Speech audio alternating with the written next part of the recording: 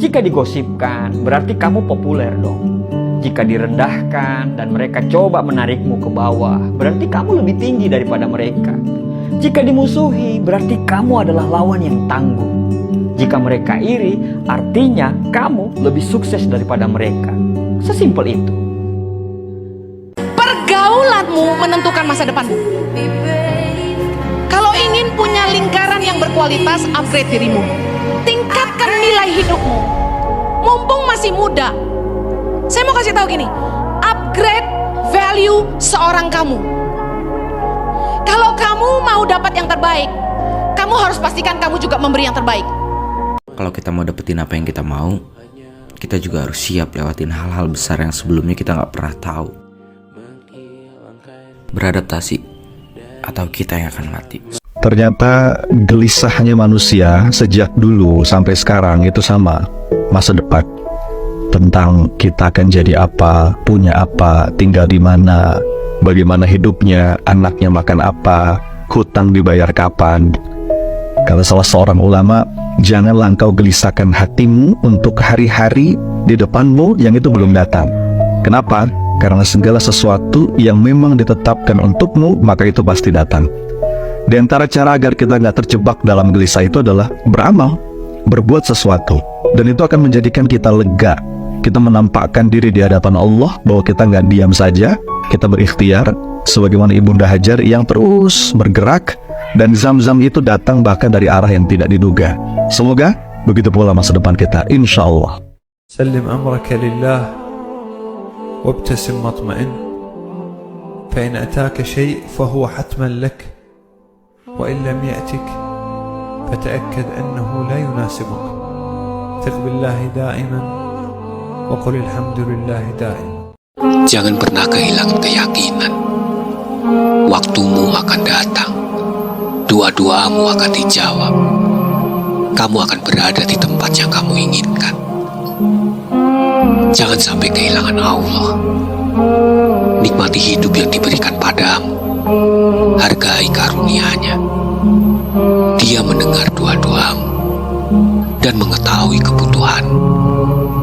Semuanya akan datang kepadamu pada waktunya. Jangan nipu.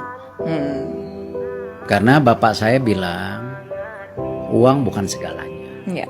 Tapi kepercayaan orang tuh lebih mahal. Makanya saya, kakak saya, kita dalam berusaha, ya kita sangat transparan, kita nggak mau tipu-tipu gitu ya. Karena justru kan kalau bisnis itu karena kepercayaan. Tolong tetap hidup ya. Tolong bertahan lebih lama lagi. Untuk diri kamu sendiri. Capek banget ya. Istirahat ya. Take your time. Besok kita coba lagi. Orang-orang yang malas salat isya itu diantara tanda orang munafik. Isya dengan subuh. Orang munafik ketika mereka masuk ke dalam neraka, munafik itu nerakanya spesial, neraka jahanam. Nah, jadi jangan jadi orang munafik, hati-hati. Munafik itu spesial, nerakanya neraka apa? Jahanam.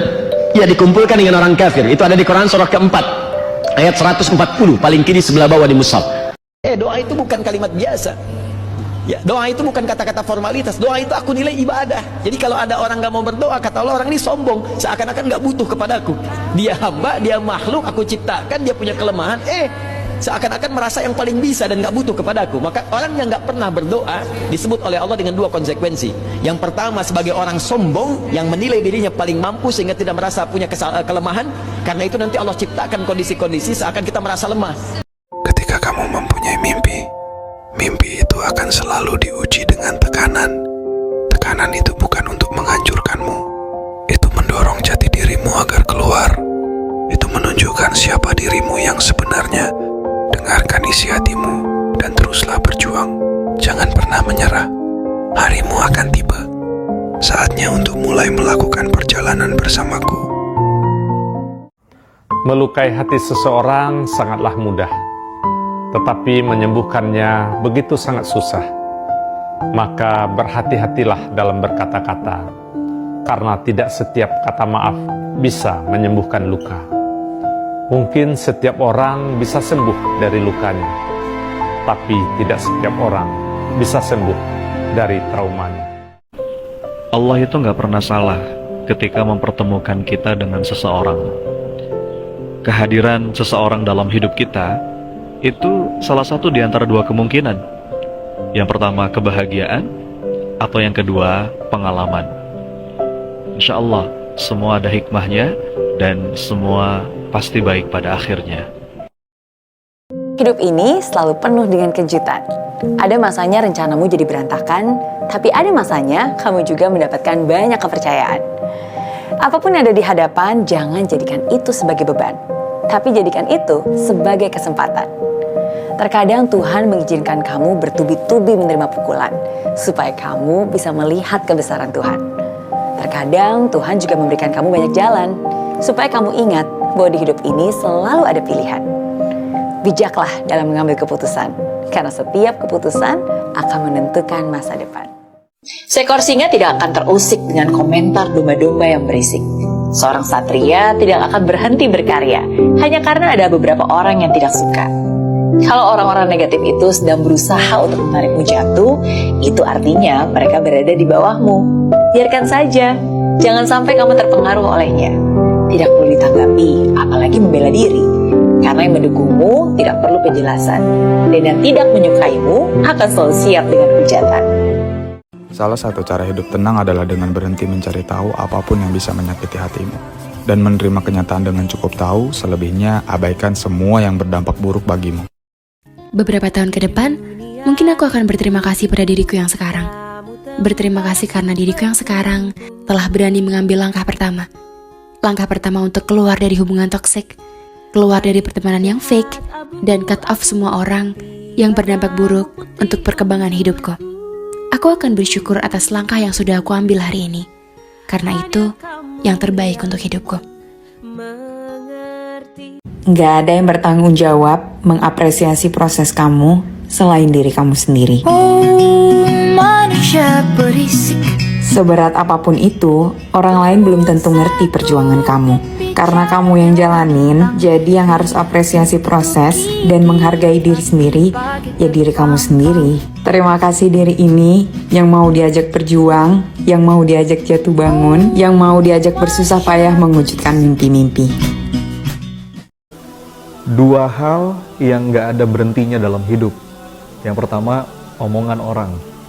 Yang kedua, nikmat dan rahmatnya Allah. Ini pilihan, kita mau fokus sama yang mana? Jangan sibukkan diri kita dengan yang pertama, capek. Inna ridhon nas goyatun la tudrok. Berharap semua orang suka sama kita, itu harapan yang mustahil.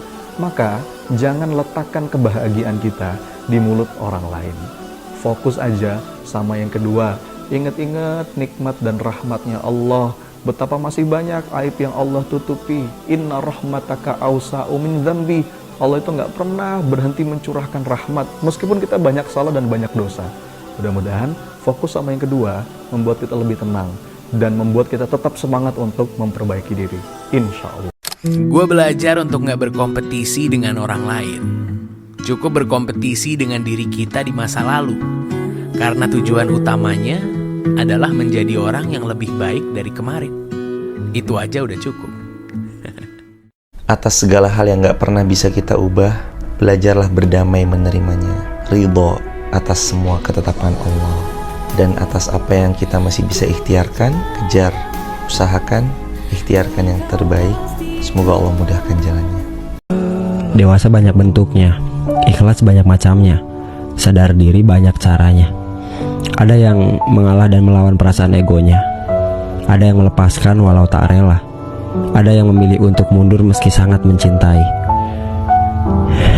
Apapun itu, jalani setiap hal sesuai dengan porsinya.